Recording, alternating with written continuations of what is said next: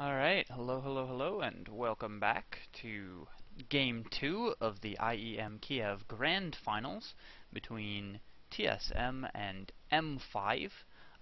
In Game 1, we saw M5 with the sort of weird pick of solo top Shyvana. They've been using Shyvana a lot.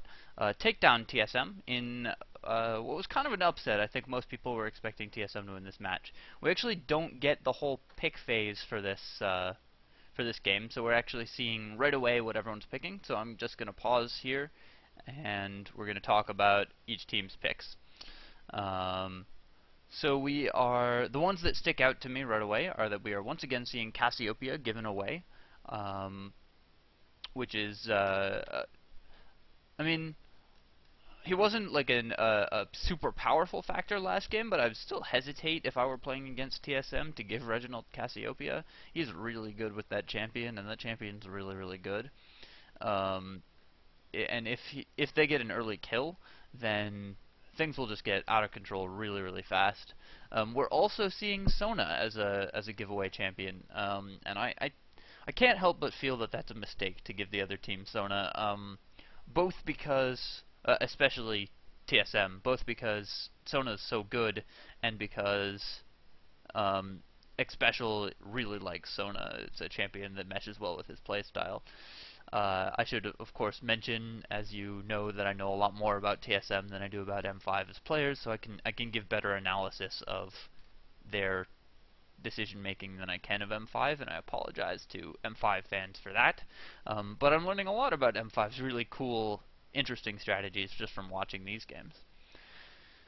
We're also seeing Sivir pick to go with the Sona. That's a very strong lane. Lee Sin I like, and Tryndamere, who I was surprised to see was getting so little play. These matches were played on the Victor patch, so before the Tryndamere nerfs, when he was in solo queue, considered probably the best champion to have on your team at the time, except Morgana and other permabanned champions. It's also interesting that we have not seen a Morgana ban or pick in this game. Once again, M5 has really non-standard picks with that Mordekaiser and that Shyvana. We're seeing that a lot. There's also an Irelia going up against Tryndamere, and I feel like that's a very bad matchup for Irelia. I think Tryndamere will dominate that matchup. I do love Nunu Kog'Maw. I think that's a fantastic lane. I think it's really fun and really powerful. And hopefully they can make use of the sort of early game power that they get from Mordekaiser and Shyvana for just doing jungle creeps really fast to gain an advantage there, as they have been doing. So now let's hit the countdown and jump right on into the game. I feel like this game is going to be just won or lost in the first 5 minutes, just because of how early game both teams seem to be orienting their picks and how powerful both teams are early on. Sivir, Cassiopeia versus Mordekaiser, Shyvana, just very powerful early game picks. You see Chaox getting a little bit adrenaline pumped there, where everyone else on TSM is sitting there like super serious. I really like the mad frown on Reggie's face. M5 also seems to tend much more towards the super serious end of things. Anyways, enough of that. We're here to watch the game, not the gamers, really. Want to get to the point where the game actually starts.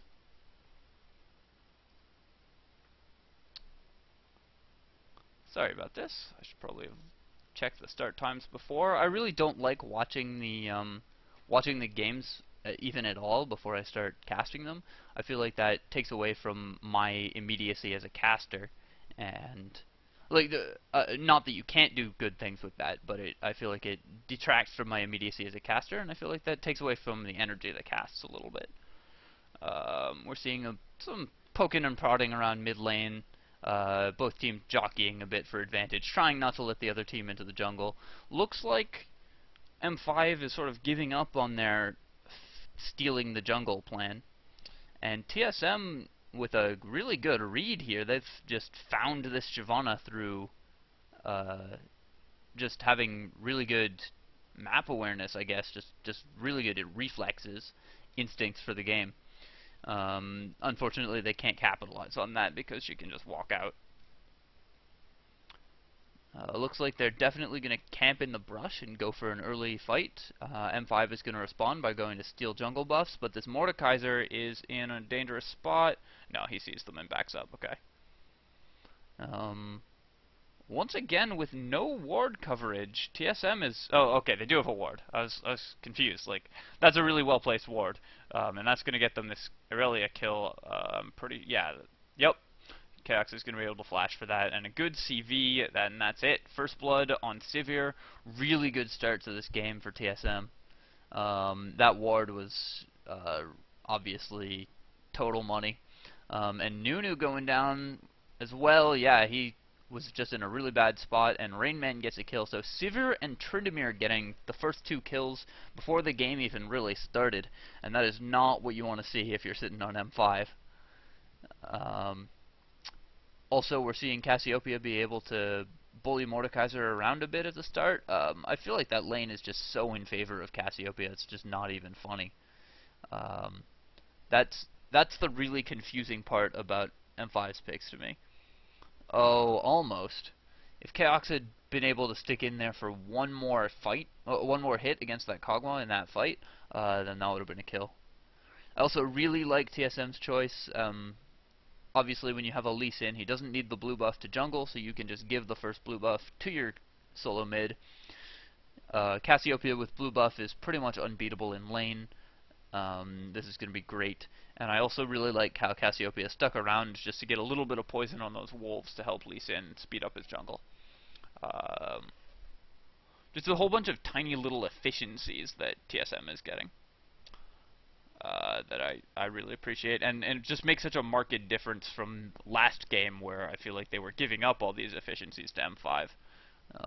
And since TSM I feel like is a team that wins in the small efficiencies that they do better than most, it's nice to see them playing back on form.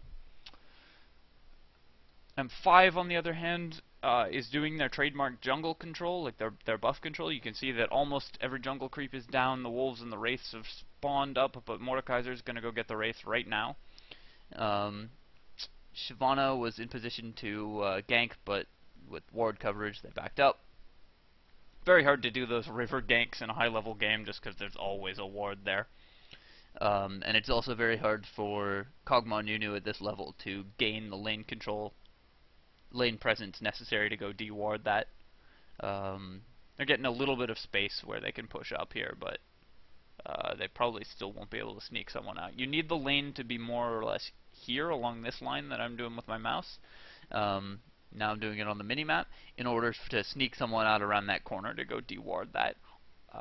Otherwise you give up too much time if they end up having to walk around the long way.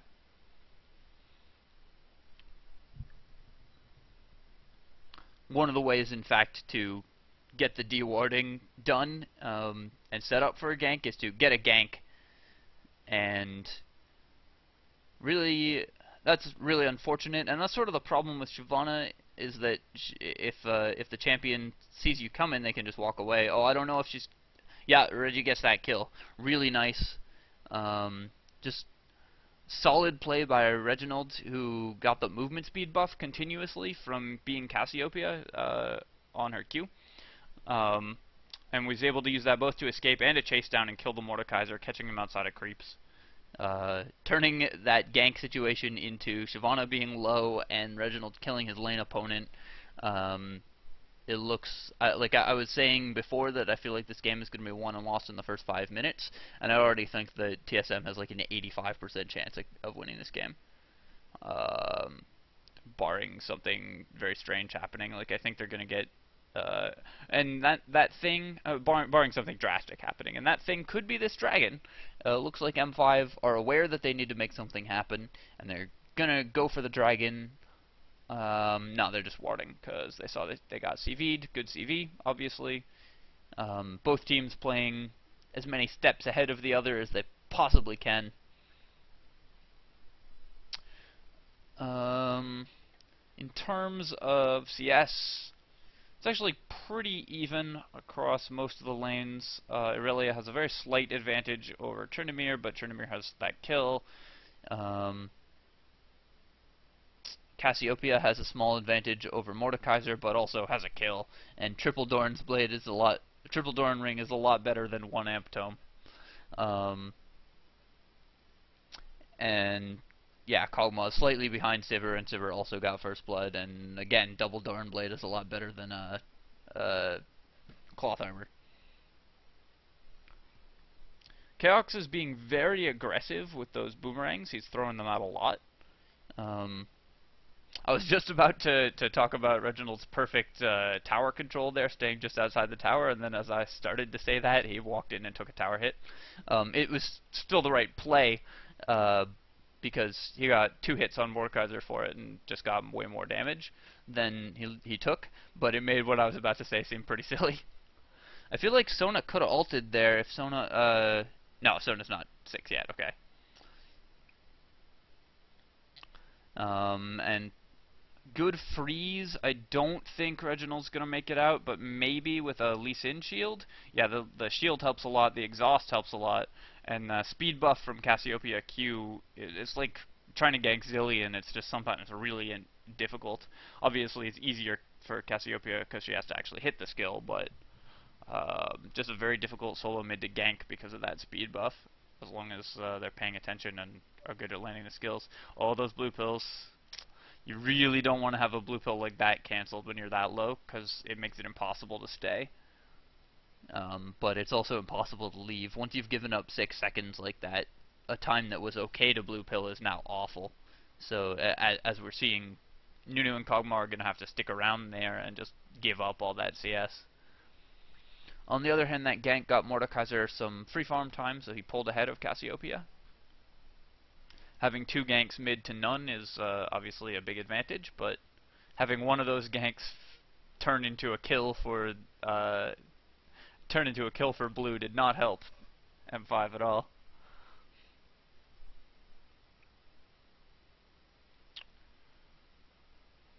At least Nunu's back in lane now, so Kog'Maw can CS a bit. With Kog'Maw under turret, he was okay, but as you can see, the CS is really falling behind just because, and it's all down to that cancelled blue pill. That blue pill cost them that 15 CS that Chaox is leading by. Well, maybe 10 of that 15 CS, and that's a big deal. Getting that boomerang out and knowing that they were blue pilling there, just by having good game sense, was huge for that lane.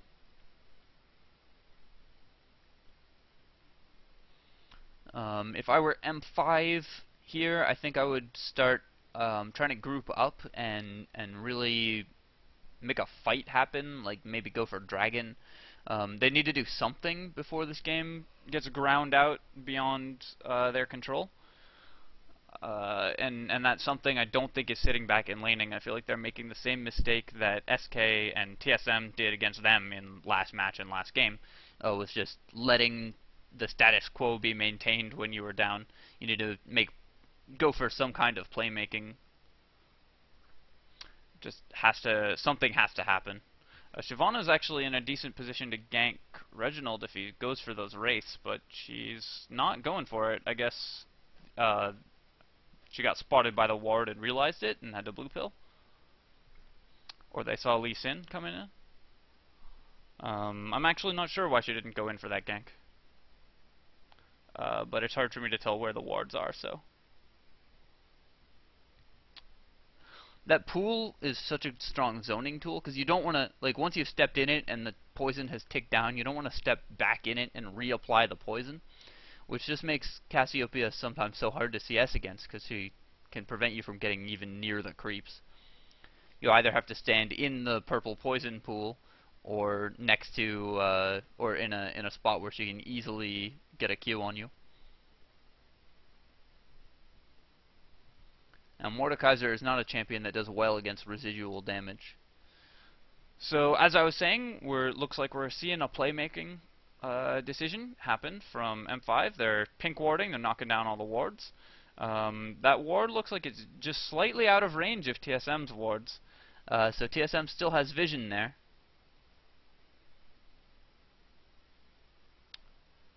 But it's still 4v5 because Rain Man's top. Obviously, really good Sona ult. Wow.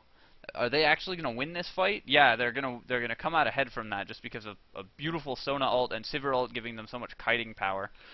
Reginald's ult was really well placed, and that is a blow that M5 cannot afford, losing that fight 4v5.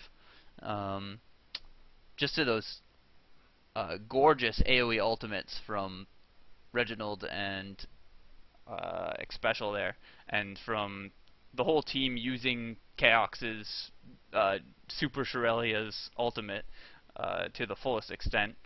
They were just unable to close and get into a position, and then they had to cluster up to try to chase because the other team was moving so fast, which made it perfect for the chain stun from the Stone Glare and Sona's ultimate. Actually, I often have so much trouble remembering the names of League of Legends skills. It's one of those things that a lot of casters who I watch talk about, is that you know the skill name. You absolutely know the name of the skill, you know what it does, but when it comes time to say it, you're like, the one with the you know, it has colors, it stuff happens when you cast it. Oh god. Nothing makes you stupider than having to talk and watch the screen at the same time.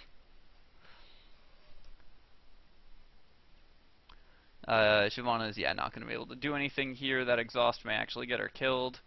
Because she used her movement speed buff to come in, she wasn't able to use it to get out, and OddOne picks up a kill and a double buff.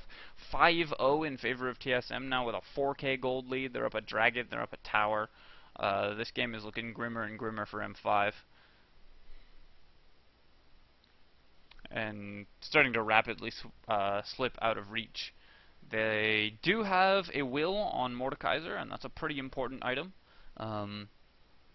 He's still not as strong as Cassiopeia, but she hasn't finished her will yet. And in terms of farm for the top solos, both of them have very similar items: attack speed boots wriggles to dodge boots wriggles. But on the other hand, Tryndamere's in there stealing their red buff, and M5, whose whole strategy focuses on buff control, is losing their own buffs and not even contesting the enemy buffs. It's going to be very tough. I mean, even their support is down a gold per 5 item. Sona's going to get probably a fast Heart of Gold and then a fast Irelia's, and with Irelia's plus Sivir ult, it's going to be very difficult. Chaox is up to 103 CS to Kog'Maw's 77, and has a BF sword to Kog'Maw's third Doran blade.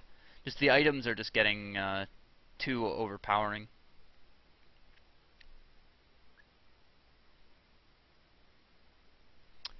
And I feel like TSM just outpicked M5 here. I mean, certainly the level 1 fight had a lot to do with how this game went down, but I also think just the lanes and the heroes that they picked, because Irelia can't really beat or can't really beat Tryndamere without a ton of help.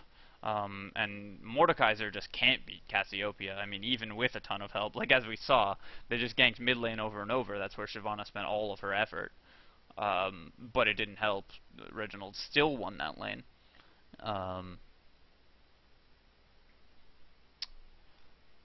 I feel like the only lane where they had even a small... I was going to say a small lead, but that's not even true. I feel like the only lane where it was even close to even was bottom lane, and even then I feel like Sivir Soraka just has a much better, just has much stronger lane control than does Nunu Kog'Maw. Sivir just does so much damage early, as does Sona. The nukes on the burst damage nukes there are really strong. And I don't know how they let themselves just get picked lanes that couldn't win, because previously they had shown M5 has shown a beautiful aptitude for picking sort of unexpected lanes that are really powerful, like that solo bot gangplank that they did against SK worked perfectly, obviously. Gangplank got more farm than the duo lane Sivir he was up against. But having all these lanes lose and having Shyvana have to spend her time helping the lanes instead of disrupting Lee Sin's jungle led M5 to just fall behind on their strategy, and when they weren't able to play aggressively in the other team's half, um, it just it's not going to work. And Shyvana is going to be totally useless late game, because the Shyvana who doesn't have an enormous farm lead, I think, is just not a helpful champion. Um, and while Nunu is always good, you know, Sona with Irelia is going to be much more important, and Sona is a very uh, adds more to the lane without adding less to team fights. I mean, Nunu ult is obviously fantastic for team fights, but so's Sona ult. I think their one saving grace is that Irelia is keeping pace with Tryndamere, actually exceeding Tryndamere a little bit in farm. Um, but the problem is that Tryndamere is going to be more valuable late game. I mean, if you have an equally farmed Irelia and Tryndamere past a certain point, the Tryndamere is going to be better. Oh, okay, we're seeing a jump in, and yeah, a fast kill from Reginald on Mordekaiser. He's just so much stronger. The 3 Doran rings are just unbeatable. Doran ring is so good. And when he landed that stun, I guess that lane was just over. Plus, Ignite is really strong against Mordekaiser's ultimate and Mordekaiser's Will of the Ancients.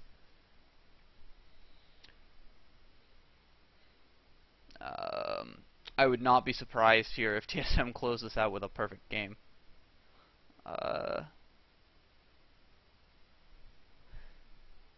On the other hand, I mean, it's not over. M5 still can make a lot of plays. They can capitalize on any mistakes TSM makes. They can force mistakes by grouping and trying to catch people out by placing aggressive wards. They just don't seem to be doing many of those things right now, and I feel like they have spent this whole tournament playing from so far ahead that they've kind of forgotten how to play when they're losing. You know, like every solo queue team you've ever had does not know how to play when they're losing. I feel like M5 is falling apart a bit like that, just like SK did against them last match during the semifinals.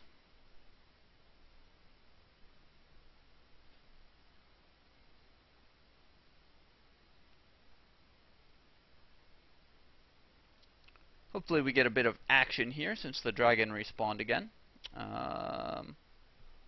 Placing a ward into a pink ward is such a sad feeling all the time. Like whenever you put down a ward and they immediately start attacking it, and you go, oh, poop. Tryndamere manages to pick up M5's red, and he's gonna get here in time for the fight, so that's great. I don't think M5 is gonna be able to finish this dragon before Trynd arrives. Yeah, because if they get it too low, they risk losing it to Lee Sin. They're just guessing here, and they're just all clustered up for the Cassiopeia ult. So brutal. This is gonna be an ace here. Yeah, with Sivir and Tryndamere cleaning up, with Reginald getting a bunch of kills. Kog'Maw escapes, but just barely. They're gonna be able to take down mid turret, probably even mid inhibitor if they want it, but they might just take Baron and then push mid turret. That seems like a safer play. I didn't quite catch who got the dragon there, although I think it was TSM, just judging by the gold counts. In which case that is even more brutal. But with this Baron buff, they should be able to push down a turret if they want it. They'll go healing first, obviously, because you don't want to try to push a turret with Sona at 110 health. Also because having just won a fight, got Dragon, got Baron, all of them are going to be able to pick up major items. We're seeing a Phantom Dancer finished on Tryndamere, plus that pickaxe. We're seeing an Eye Edge and a Null Magic Mantle, or a Negatron Cloak, sorry, on Chaox.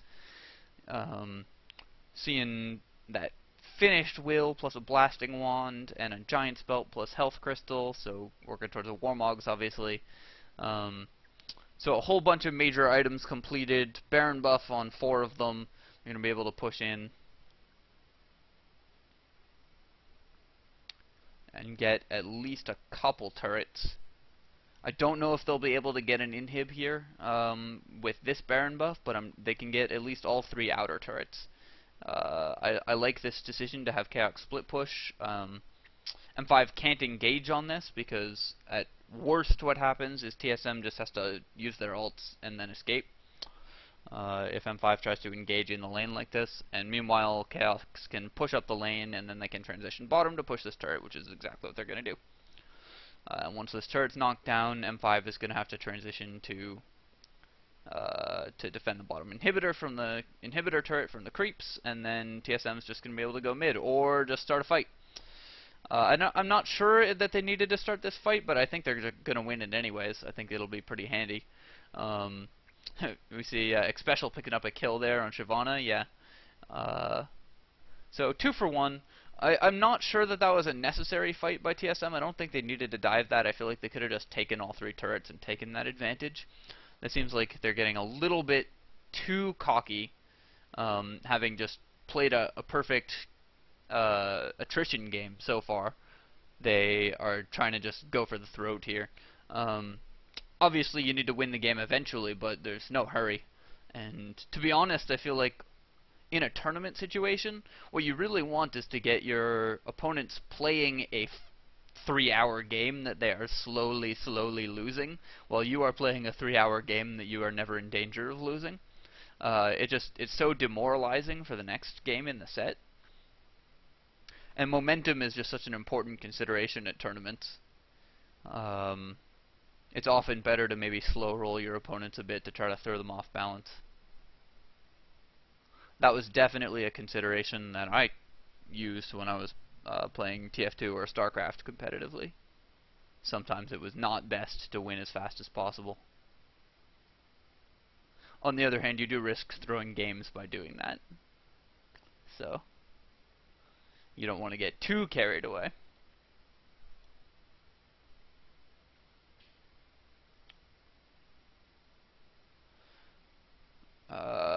Pretty solid standard siege of the mid turret. Both teams just poking away at it until one team gets an advantage and can run in and tank.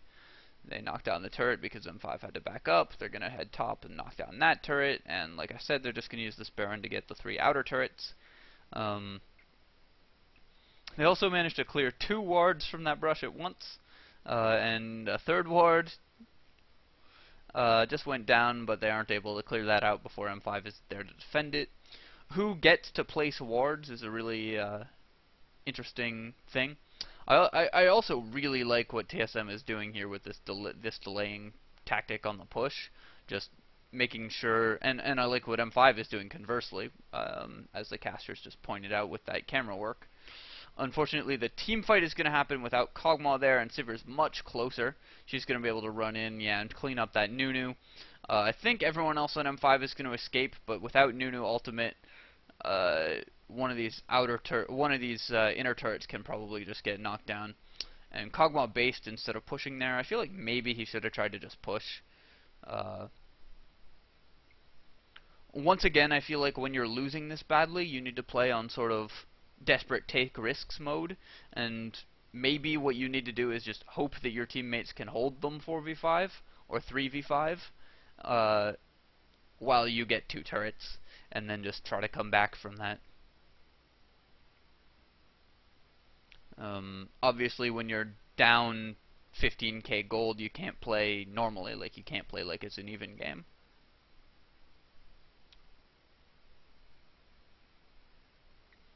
I expect when we get a chance to shop that we'll be seeing a Quicksilver Sash on Sivir.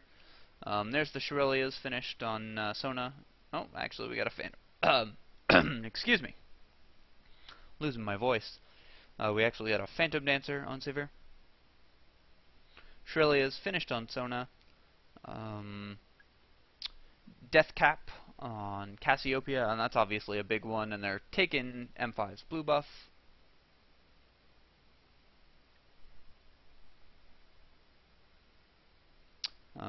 My computer kind of freezing a bit there, sorry. Hopefully the lag doesn't show up in the final recording, or if it does, it's not too bad.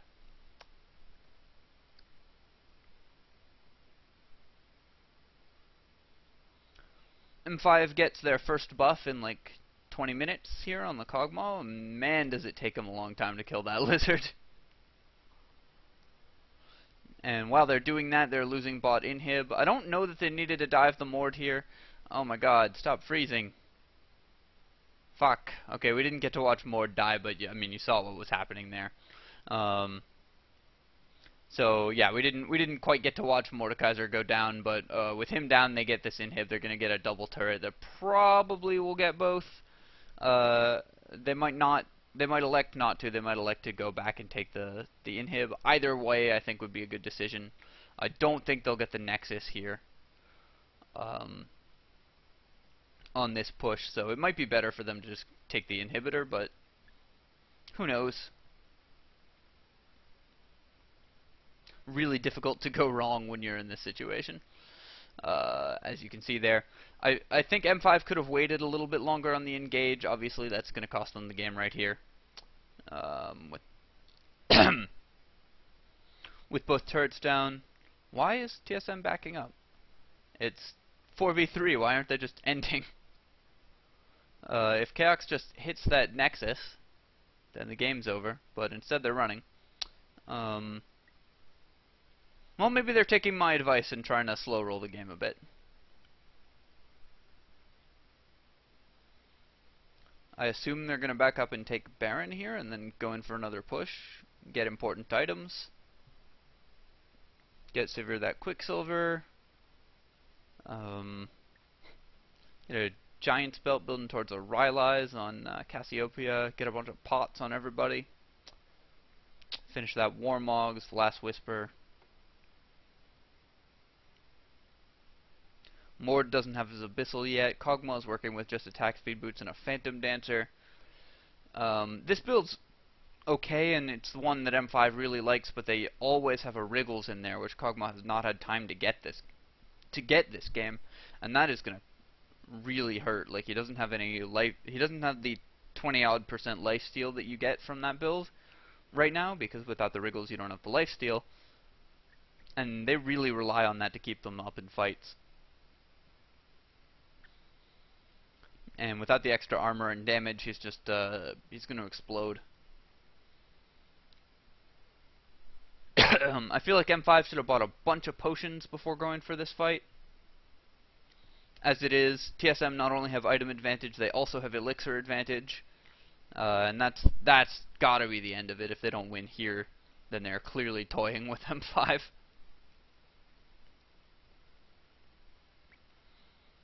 Yeah, so they're going to go through the middle inhibitor. Not 100% necessary, but it doesn't cost them anything.